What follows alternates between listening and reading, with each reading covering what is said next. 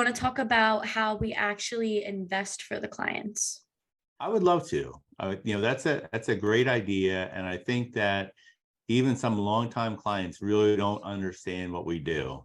It's a little bit of a black box, and we are going to open that up today, right? So first, as part of the financial planning process, we try to figure out the right asset allocation for clients.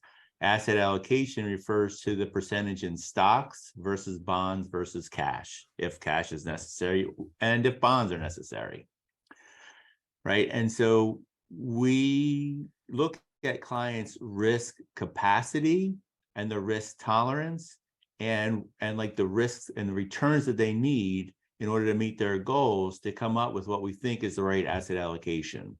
So risk capacity means their ability to take risk, right? Not like this kind of ability, not like their emotional ability. Risk capacity means like, okay, Maddie's a generation younger than me. She has more time to make things up, so she can probably take more risk than me. Probably, we don't know that. Risk tolerance is how people are affected by the change in their investments due to like the volatility and the ups and downs. Some people have extraordinarily high risk tolerance. They could be like going to a casino and putting $1 million on black and walking away. They don't care if it doesn't work out. Most people are not like that. Other people, though, have a fairly high risk tolerance. They think things will work out and they're okay having that high risk. Other people have a low risk tolerance and they only want things to be insured or very safe. And most people are in the middle somewhere. And I think the risk tolerance does depend on what the purpose is, right? So if you're saving money for a house, like we talked in the last episode, the risk tolerance for that is low. Insured and government savings vehicles, that's it. And for money that you need at a known time in the immediate future or the intermediate future has to be invested very safely. But for investing, where you're talking about investing over a lifetime, then your risk tolerance probably shouldn't be at government bond levels, probably should be somewhere between that and the guy who would throw $1 million in the blackjack table or roulette wheel, whatever. So, and then we also look at what like returns they might need to meet their retirement goals. And we do all of that to come up with an asset allocation of some mix of stocks, bonds, and cash. And for the most part, it does kind of limit. And most people have at least 50% in stocks, and we don't use margin or futures or options or whatever. So at the top, it's 100% in stocks. So most people are somewhere between 50% and 100% in stocks, 0 and 50% in bonds, and 0 to maybe 5 or 7% cash, depending on what their cash needs are. All right.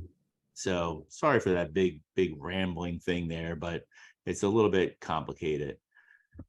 And then when we buy stuff, we don't buy individual stocks or bonds because there's something called idiosyncratic risk. So the risk of that one issue going default or bankrupt. So we don't ever buy any individual stocks. So we buy mutual funds and exchange traded funds. We also, we don't ever buy gold, and we don't buy annuities or non-traded risks or business development companies, because we think all these alternative asset classes, I think that for the most part, the issuer and the seller of those makes a higher amount than they should, and it makes the returns available for investors lower than it should. And so we tend to buy broad-based baskets of stocks and bonds in different asset classes in proportions that we think make sense for our clients. Does that make sense? Absolutely. So you said mutual funds and exchange traded funds is what you usually use. So Yeah. what's the difference between them and why do you buy both? Okay, sure. Good question. And so in a sense, there's not much difference between them. So they're both baskets of stocks or bonds or both, where you investors pool money and a manager buys the stocks or bonds or both according to the mandate of the company. So it could be a large cap growth fund or a large cap growth ETF, and they could have the same types of investments. They could hold the same investments. They could have the same purpose. The difference is in like their legal structure. And so when you buy or sell a mutual fund, an open-end mutual fund, there used to be closed-end mutual funds. I don't know if there are anymore, but if you buy an open-end mutual fund, you buy it directly from the fund company. So if you go to buy a Vanguard fund or Fidelity fund, you are buying that from Vanguard or Fidelity. You buy it at any time when the market is open. The trade settles at the closing price of the market, and then so if you were to log on now and buy $1,000 of the Fidelity S&P 500 fund, you would put the money in. You'd see tonight, you see that trade closed after the market, and you got it for whatever the closing price was, and then you own those shares. An exchange traded fund is a little different in that you will buy or sell that from another investor on the market, and it happens right away at whatever the market price is. And so say you wanted to buy the Fidelity S&P 500 ETF, and you went on right now and bought that, you would own that in about 10 seconds. It happens pretty quick. And you would pay whatever the price is now, and you would be buying it from whoever you sold it to. That will take 2 days to settle, and mutual funds only take 1 day.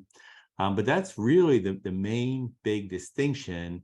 And then there's one other difference is in the structure.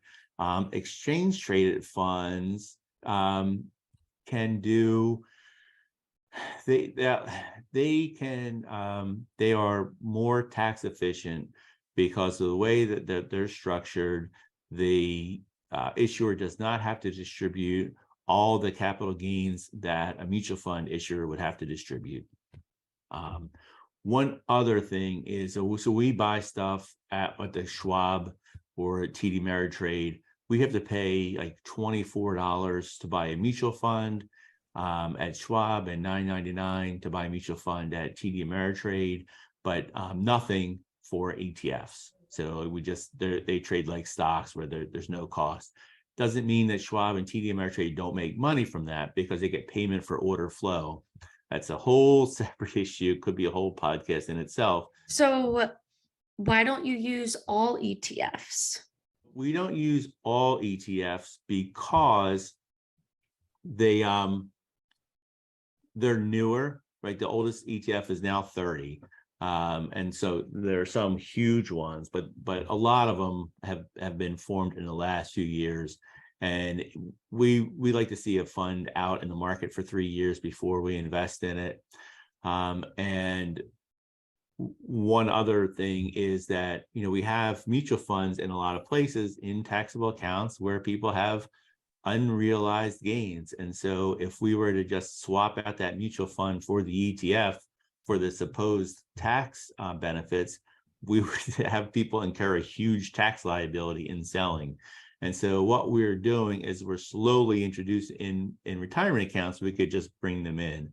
But in taxable accounts, what we have to do is when we're doing a rebalancing trade, if we're selling from the mutual fund because it gets to be higher than it should be, we don't sell out the whole thing. We sell the incremental part that is too much. We'll sell from the mutual fund. But then if it gets to be too low as a percentage of allocation and we needed to buy it, then what we will do then is buy the ETF. So in a lot of accounts now, people will have both the mutual fund and the ETF.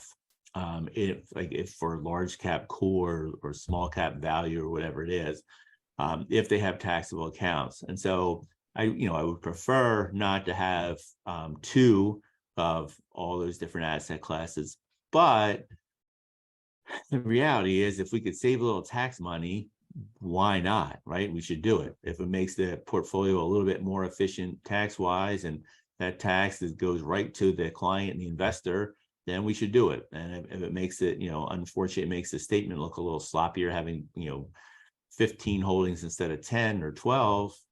Yeah, well, But if it saves $5,000 a year or $3,000 a year, well, then it's worth it. I'd rather have 3 extra lines on the statement. Does that make sense? Absolutely. So when it comes to deciding if you're going to do, mutual funds or ETFs, is that something the client decides, or is that something you suggest to them? Well, that's something that we decide. So Okay. we will have a portfolio allocation for somebody, and it'll be based on the funds that we're buying at the time. And so when we start the relationship with clients, we figure out, we say, hey, we think this asset allocation for you should be, let's say, 65% stock funds and 35% bond funds. We talk to the client to make sure they're aware of like what the expectations are for that portfolio, the risk and return expectations. And then, once we agree, the client and we sign an investment policy statement. And the investment policy statement, will say that we're going to have those allocations. They might deviate up to 20% on those because, we're not going to be buying and selling every day to keep it exactly 65-35.